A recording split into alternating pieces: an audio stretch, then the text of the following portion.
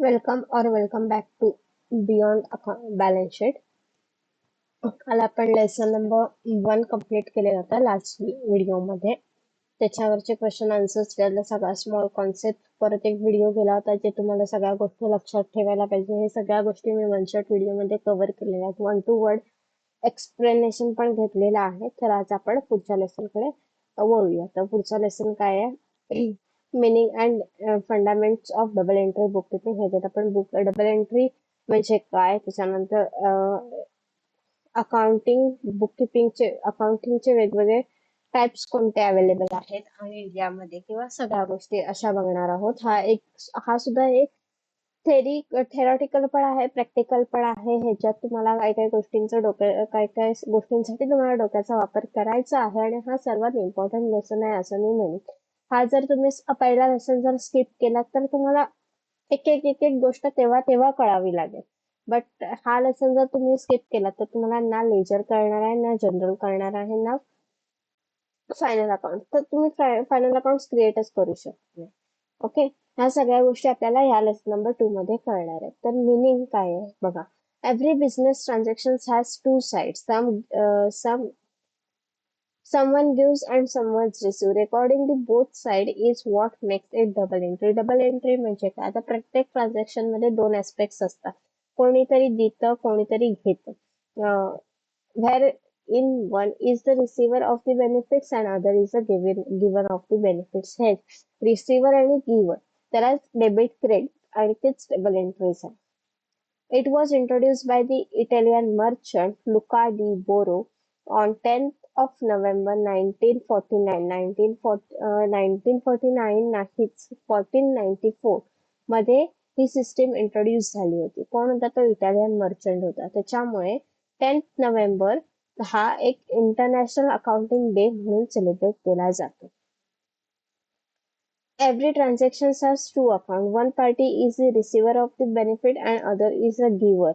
If someone comes into the business and something else must go out. मग ती मनी असेल किंवा व्हॅल्यू टर्म असेल. That is why we record the transactions in two columns, that is debit and credit. According to modern approaches, every business transaction is concerned with assets, liabilities, capital, expenditure and income. ह्याच बेसिसवरती आपल्याला आपले account जे काही आहेत ते classify करायचे. हे एक लक्षात ठेवा. Whenever there is an increase in assets and expenses is debited and decrease in assets and expenses are credited. Assets आणि expenses जर आपण आपले इन्क्रीज झाले तर ते आपण अकाउंट डेबिट करणार आहोत आणि तसंच assets आणि expenses आपले डिक्रीज झाले तर ते अकाउंट आपण क्रेडिट करणार आहोत. ओके, त्याच्यानंतर every transaction has two-fold effect, hitting two accounts in opposite direction. So you must debit one and credit the another. That dual accounting is exactly why it is double entry system. जर एक account debit झालं तर दुसरं account हे क्रेडिटच झालं पाहिजे. आता principles काय आहेत? Every transaction has minimum two effect. प्रत्येक ट्रान्झॅक्शनला टू इफेक्ट्स असले पाहिजे, डेबिट आणि credit. There are always two accounts involved, one receiver and one giver. If one account is debited, another account must be credited. The debit amount must be equal to credit amount. मी तुम्हाला आधी बोलले होते सुरुवातीला. Capital is equals to assets minus liabilities. मग assets plus liabilities, assets is equals to capital plus liability. हे equation आलं लक्षात. Capital is equals to assets minus liabilities. मग assets equals to liabilities plus capital. ही म्हणून मग तुमची debit side is equals to credit side होणार आहे. ओके, त्याच्यानंतर methods of recording the accounting information. First is Indian system. Indian system मध्ये त्यांनी काय सांगितलं नाही. Indian system maintains the record in Indian language as Marathi, Hindi, Urdu, Gujarati etcetera. Mahajani Deshinama system आणि बही खाता हे त्या बुकचं नाव होतं, म्हणजे ज्याच्यात आपण हे करायचो. This system of accounting is not based on double entry. म्हणजे असे दोन इफेक्ट, डेबिट क्रेडिट असे इफेक्ट नसायचे. So it is not a scientific accounting system. Even today the system is use by the small business. Then English system मध्ये single entry आणि double entry. Single entry मध्ये काय असतं, cashbook आणि personal account हे अनसायंटिफिक method आहे आणि incomplete आहे, पण कुठे कुठे स्मॉल बिझनेसेस हे अकाउंटिंग सिस्टम यूज करतात. डबल एंट्री सिस्टम, आता double entry system is a scientific method. Every transaction is recorded twice, once as a debit and once as a credit for the same amount. One account is debited and corresponding account is credited with the equal amount. That equality is the foundation rule of this whole system. Double entry मध्ये कळालं, ही line लक्षात ठेवा. Every debit has a equal and corresponding credit of the same amount in the basic principle of double entry system. Double entry सिस्टमचा basic काय तर equal debit त्याचाच corresponding equal किंवा corresponding credit असलाच पाहिजे. मग पहिलं काय, dual effect of the transaction, मग ते आपण जनरल मध्ये रेकॉर्ड करणार आहोत. लेजर बॅलन्सिंग, मग ट्रायल बॅलन्स वरून फायनल अकाउंट म्हणजे balance sheet.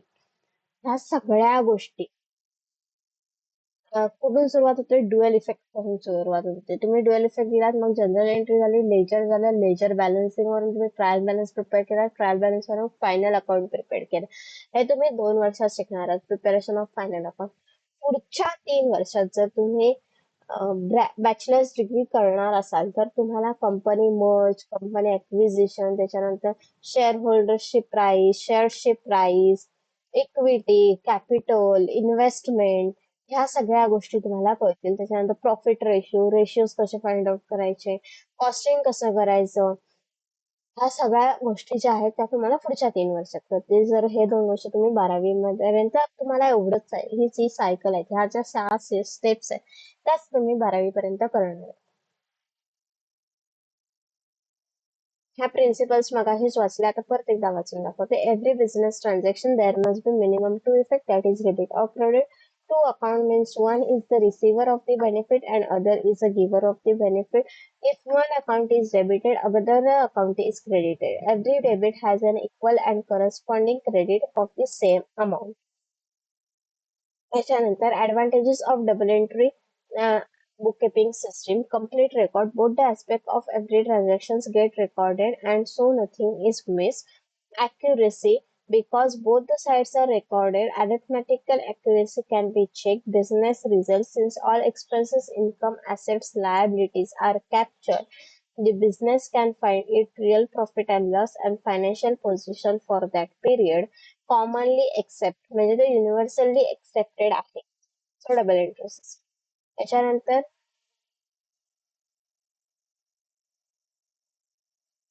Classification of accounts.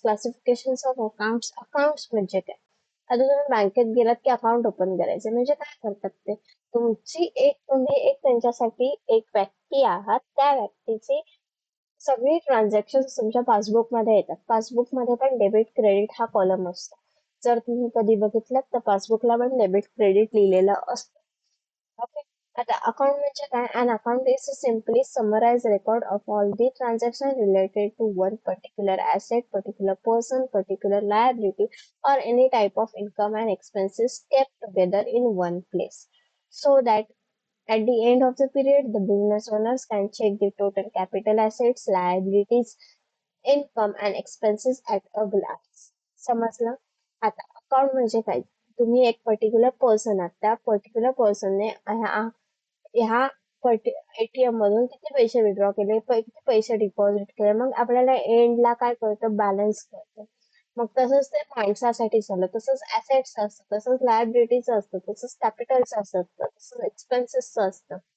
हे झाले अकाउंट्स. मग ते अकाउंट्स आपण क्लासिफाय करतो. किती गोष्टींमध्ये क्लासिफाय करतो, तुम्हाला लक्षात ठेवायच्या कोणत्या गोष्टी आहेत त्या बघा.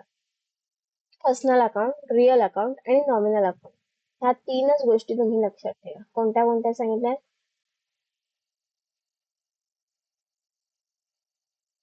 पर्सनल अकाउंट, रिअल अकाउंट आणि नॉमिनल अकाउंट. हे एवढे 3 अप्रोचेस लक्षात ठेवा. आता पर्सनल अकाउंट मध्ये काय येणार आहे, नॅचरल पर्सन, आर्टिफिशियल पर्सन आणि representative person. Account for a person or a body of a business deals with it. कोणत्याही पर्सनचं किंवा बॉडी ऑफ पर्सन, काय सांगितलं नाही, कोणताही पर्सन किंवा body of person. No, natural person मध्ये कोण आहे? Real human being. Artificial person legal authority किंवा ऑर्गनायझेशन. आणि रिप्रेझेंटेटिव्ह मध्ये काय आहे? Outstanding, prepaid accounts that stands in form of person group in specific. म्हणजे आउटस्टँडिंग, प्रीपेड, इन्कम, ऍडव्हान्स वगैरे ते सगळं. त्याच्यानंतर real account, assets and properties own by business, हे रिअल अकाउंट मध्ये येतं. मग ते टँजिबल आणि इनटँजिबल. गुडविल काय आहे? इनटँजिबल आहे, we can't see it, whereas cash is a tangible. आणि नॉमिनल अकाउंट मध्ये सगळे expenses, losses, incomes and gains.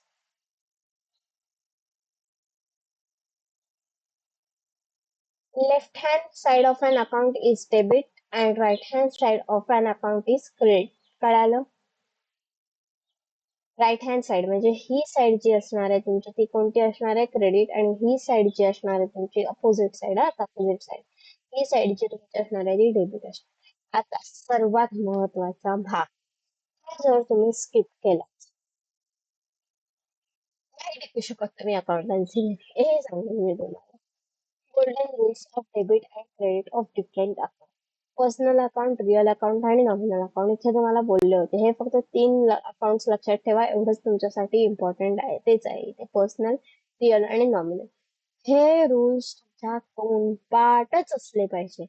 उद्या तुमचं तुम्ही बॅचलर्स झालात, ग्रॅज्युएट झालात आणि गेलात कुठेही इंटरव्ह्यू द्यायला, सीएच्या फर्म मध्ये जा किंवा कुठेही जा, बट तुम्ही बेसिक तुमच्या करिअरची साठी तुम्ही एक्सपिरियन्स लागतो. मग तुम्ही एक्सपिरियन्स साठी सीए वगैरेच असताना फ्रेशर्सना हे करतात, काय करतात? घेतात जॉब साठी. So, जेव्हा तुम्ही चालतो सीएचा एक कोणतरी सीए असणार आहे ते विचारतात गोल्डन रूल्स. हा इंटरव्ह्यू मध्ये विचारला जाणारा प्रश्न म्हणजे किती बेसिक आहे बघ. सो हे करणं महत्वाचं आहे. बघा, debit the receiver, credit the giver. आता पर्सन समजा तुम्ही पर्सन आहात, तुमचं एक अकाउंट आहे आणि तुम्ही मला कॅश दिला, तुम्ही मला कॅश दिला. Debit the receiver. रिसिव्हर कोण आहे?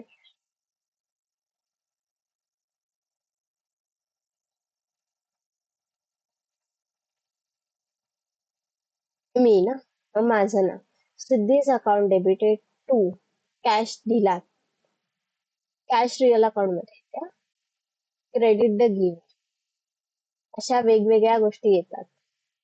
समजलं? ह्याचाच रूल मी ह्यालाच अप्लाय करेन असं होत नाही. कॅश रिअल अकाउंट मध्ये, क्रेडिट व्हॉट गोज अप, तुमच्याकडनं कॅश गेली म्हणून cash credit. Siddhi's account debit to cash credit. समजलं? ही जनरल एंट्री झाली, हे तुम्हाला पुढे हा नाही पुढच्या लेसन मध्ये असणार. बट कळालं ना? Debit the receive. आता कोणी रिसिव्ह केलं, ट्रान्झॅक्शन काय आहे? Cash given to Siddhi 5,000. Entry काय होणार आहे? सिद्धी कोण आहे? रिसिव्हर आहे ना आपली, तिने रिसिव्ह केलं ना, म्हणून सिद्धीज अकाउंट डेबिटेड टू, काय केलं आपल्याकडनं? कॅश. कॅश कोणता आहे? तर रिअल अकाउंट आहे, म्हणून credit what goes out, cash account credit. समजलं? हे रूल्स तुम्हाला तोंडपाठच असले पाहिजे. Credit the giver, sorry, debit the receiver, credit the giver, debit what comes in, credit what goes out, debit all expenses and losses, credit all incomes and gains. आता हे हे बघूया, जरा इलिस्ट्रेशन बघूया, तुम्हाला त्याच्यावरून आयडिया येईल. नाहीच काही समजतच नाहीये मॅडम, आम्हाला हेच होतंय तेच होतंय, सांगा मला, मला मेसेज करा, मला कमेंट्स मध्ये सांगा की असंच नाहीच काय कळालंय, मी तुम्हाला तिथे एक्सप्लेन करेन. किंवा मग पुढचा व्हिडिओ जो असेल आपला तो त्याच्यावरती असेल, बट तुम्ही बोला, मी आहे इथे. माझ्याकडे दिवसातले 24च्या 24 तास at this point of life माझ्याकडे आता दिवस, फॉर्च्युनेटली या अनफॉर्च्युनेटली माझ्याकडे 24च्या 24 तास फ्री असतात. सो मी तुम्हाला सांगू शकते, एक्सप्लेन करू शकते, तुम्हाला वेळ देऊ शकते. आणि ही सुरुवात आहे. इथे जर तुम्ही अडखळलात तर पुढे जाऊन खूप खूप त्रास होणार. त्याच्यामुळे इथे हा पाया आहे ना तुमचा, तो खूप सुंदर ठेव. सगळं समजतंय, सगळं क्लिअर ठेव. ओके, आता आपण पुढे जाऊया. हे एक बघूया आणि त्याच्या पुढचं पण बघूया जमल्यास. काय बघा, कमेन्स बिझनेस विथ कॅश 20,000. मी बोलले होते जेव्हा ओनर बिझनेस कॅश आणतो बिझनेस मध्ये तेव्हा ते काय होतं आपलं कॅपिटल होतं. कॅश कम्स इन, कॅश आली म्हणून डेबिट, कॅश डेबिटला झाली. आणि कोणी दिली आहे तर owner, proprietor is the giver. समजलं? त्याच्यानंतर purchase goods on credit from Ajay. Ajay कोण झाला आपला गिव्हर झाला. आणि काय केलेलं आपण परचेसेस केलेले. परचेसेस हा आपला एक्सपेंडिचर आहे. आपण कॅश देतो ना परचेस करतो तेव्हा, तो एक्सपेन्स झाला. म्हणून परचेसेस अन एक्सपेंडिचर आणि Ajay is giver. Cash sales आपलं इन्कम झालंय, कॅश आली आहे म्हणून कॅश कम्स इन आणि इन्कम झालंय. Sales is an income. कळालं? त्याच्यानंतर रिसिव्ह कमिशन, कॅश आली आहे आणि तसंच इथे काय इन्कम झालं. So cash comes in, commission is a income. Rent paid आता उलट झालंय, कॅश गेली आहे आणि काय झालंय एक्सपेन्स झालंय. Rent is an expenditure whereas cash has gone. कळालं? हे कळालं? हा एवढा चार्ट कळाला. हा चार्ट तुम्हाला मी 5 एक्झाम्पल्स देते नंतर शेवटी देते व्हिडिओच्या, ते सॉल्व्ह करायचे. त्याच्यानंतर कॅश कम्स इन. आता हे ऍक्सेप्ट कळालं, डेबिट क्रेडिट नुसार आपण क्लासिफाय करू. आता अकाउंट्स बघायचे. कॅश अकाउंट ओनरचं कोणतं असतं capital account, cash account debited to capital account. Purchases account debited to Ajay's account. जिथे कॅश असते तिथे कॅश घ्यायचं, म्हणजे जिथे क्रेडिट सेल झालेला असतो तिथे त्या सेलरचं किंवा बायरचं नाव लिहायचं. त्याच्यानंतर cash account debited to sales. त्याच्यानंतर cash account debited to commission. Rent account debited to cash. हे कळालं? हे पण कळालं. आता classification. Cash account real, capital account personal account आहे, proprietors account. Purchases account expenses account, nominal account. त्याच्यानंतर Ajay personal account, cash account real account, sales income account, nominal account. Cash real account, commission is an income, so it is nominal account. Rent is an expenses, so it is nominal account. And cash real account. आता हा जो table आहे तो तुमचा तुम्ही solve करायचा. मी accept सांगते, एकदा ट्राय करूया हा. ओके, हा एक लास्ट टेबल घेते मी आणि मग थांबते. ओके, आता 2 ऍक्सेप्ट काय. Started a business with cash 50,000. Cash आली आपल्याकडनं. कोण आहे कॅश, इथे फर्स्ट ऍस्पेक्ट आपला कॅश येणार आहे. त्याच्यानंतर कोणी दिली तर प्रोप्रायटर म्हणून प्रोप्रायटर. त्याच्यानंतर purchase machinery on credit from Avinash. Avinash आपल्याकडे ऍसेट आलं म्हणून मशिनरी अकाउंट. कोणी दिली तर अविनाश म्हणून इथे अविनाश. त्याच्यानंतर परचेस गुड्स. हा, आता तुम्ही म्हणाल इथे मशिनरी लिहिताय आणि दुसऱ्या याच्यात तुम्ही परचेस लिहिताय, असं का? तर जेव्हा कोणतीही ऍसेट असते तेव्हा ती आपण ऍसेटच्या नावाने करतो, जेव्हा ते गुड्स असतात तरच आपण परचेस किंवा सेल वापरतो. Okay, purchase goods of 5,000 from Rohan on cash. काय होणार आहे purchases account to cash account. का तर कॅश आपल्याकडे आली, सॉरी एक्सपेन्स आहे कॅश.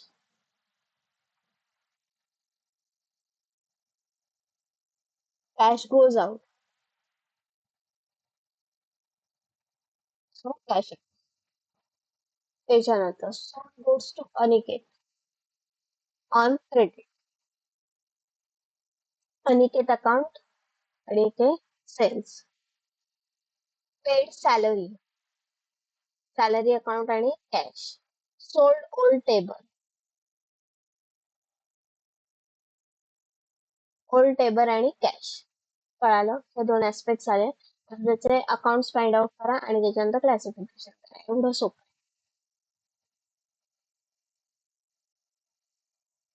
आता थांबूया आपण. उद्या जो काही हा हे जे आहे applying of debit and credit ते आपण उद्या बघूया. मी आता तुम्हाला थोडीशी आयडिया दिली आहे. ओके, सो बघा तुमच्यानुसार तुम्हाला जमतंय का नाही जमलं तर आपण उद्या बघणारच. ओके, आता थांबते. थँक्यू.